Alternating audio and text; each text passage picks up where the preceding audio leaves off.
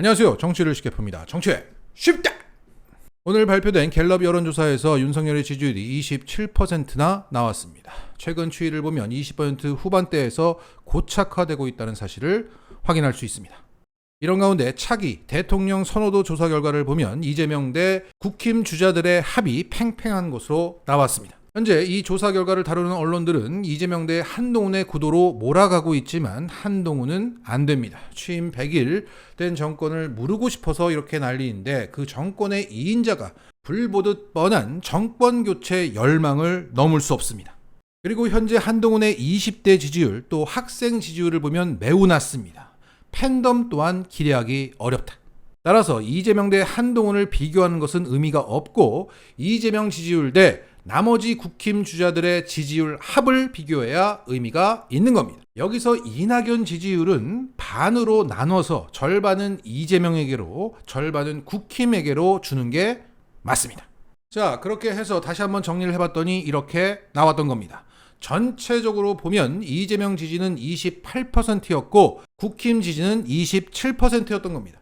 함께 발표된 정당 지지율을 보면 국힘은 36%, 민주당 34%, 정의당 5%입니다. 여기서 정의당 지지율은 이낙연과 마찬가지로 반반으로 나눠서 봐야 됩니다. 그 이유는 아실 거예요. 그러면 국힘은 38.5% 대 민주당 36.5%인 상태입니다. 여기서 또 하나의 데이터를 보겠습니다. 국힘당을 지지하지만 이재명을 지지하는 국힘 지지자가 5%가 있습니다. 이게 이재명의 힘이죠. 일을 잘하니까, 상대적으로 민생을 더 챙기고 능력이 있으니까 인물 보고 투표하는 국힘 지지자들 중에 일부 승부를 가를 정도의 사람들이 크로스해서 이재명을 지지하는 것으로 나오고 있습니다. 자, 그러면 지금까지 말씀드린 것을 종합해보면 이게 됩니다. 윤석열이 싫다, 물리고 싶다 라는 말들이 많지만 아직 우리나라 유권자들은 정신을 못 차렸다. 그래도 국힘당이라는 게 조금 더 많다. 하지만 능력, 인물 위주로 보는 보수층의 일부가 다음 대통령으로 이재명을 선호하고 있기 때문에 박빙이지만 이재명이 조금 더 앞서고 있는 겁니다. 물론 이게 전화면접 조사라 사람한테 자신의 의사를 말하는 것이기 때문에 현재 윤석열이 부끄러운 상태이기 때문에 보수층이 덜 적극적으로 자신의 의사를 밝히는 경향이 있습니다. 그렇지만 정치 성향별 표집 결과를 보면 보수층이 더 많이 이 조사에 참여했습니다. 따라서 박빙이지만 이재명이 국힘을 조금 더 앞서고 있다는 분석은 정확할 겁니다. 아직 더 당해봐야 한다는 거죠. 자, 오늘 김건희 팬카페에 이런 글이 올라왔다고 합니다. 노인 일자리는 그대로 두세요. 노인네들 한 달에 30시간 일하고 27만 원 받습니다. 큰 돈은 아니지만 살림에 보탬이 됩니다. 집에 하루 종일 있다가 밖에 나가면 삶의 활력소도 얻습니다. 저희 고모도 노인 공공근로를 하는데 정말 즐거워합니다. 이거 안 하게 되면 병들까 걱정하고 있습니다. 딴 데 좀 아끼고 예산도 얼마 안 되는 노인 일자리 유지하면 안 될까요? 거의 90%가 윤통 지지자들입니다. 윤통이 되었다고 좋아했었는데. 자, 그러니까 최근 윤석열 정부가 노인 일자리 6만 개를 콕콕 짚어서 줄여버렸죠. 내년 예산안에서 노인 청년 일자리 예산도 대폭 삭감해버렸습니다. 6070 어르신들이 윤석열 찍고 대통령 되었다고 좋아했는데 뒤통수 제대로 맞고 재발등을 찍은 상황임을 일부 자각하고 있다는 것을 보여주고 있습니다. 동시에 노인 공공일자리를 최초로 적극적으로 시행하고 이것을 줄인 예산안을 두고 비정한 예산안이라고 말하고 있는 이재명은 일부이겠지만 호감을 얻을 수밖에 없는 겁니다. 이재명의 맛을 알아버렸다. 자, 그러면 지금부터는 그 디테일을 좀 더 살펴보겠습니다. 서울은 아직도 정신을 못 차리고 있네요. 집값이 더 떨어져야 한다는 얘기입니다. 오늘자 기사를 보면 서울 지역 새 아파트 청약 계약자가 달랑 1명이었다고 합니다. 자, 저 1명이 누군지 정말 궁금하네요. 자, 부동산은 아직 시작도 안 했습니다. 현재 미국은 자이언트 스텝 0.75를 간담한다 이러고 있는데 우리는 베이비 스텝 0.25로 간다고 하고 있습니다.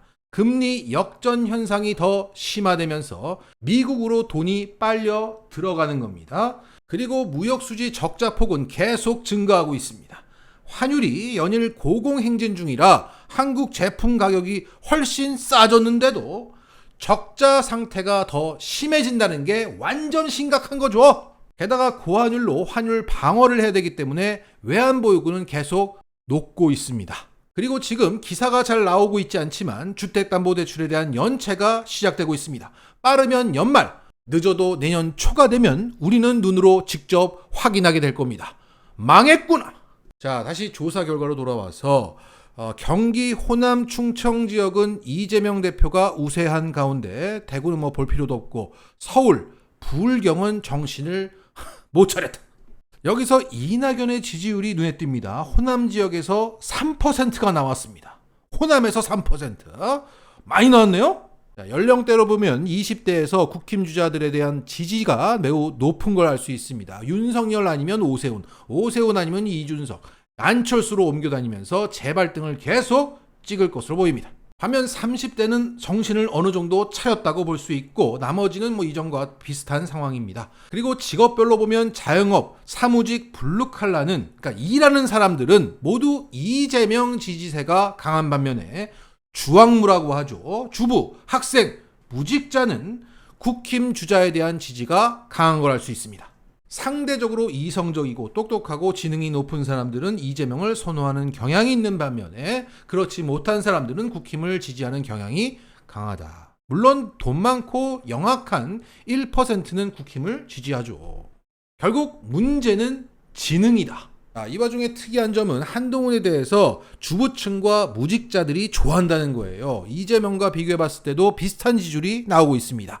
최근에 논스타 논란에 대해서 한동훈이 갑자기 나와서 브리핑을 막 합니다. 저도 막 점심 먹다가 깜짝 놀랐어요. 그 중계를 YTN이 대략 15분 정도를 할애했습니다.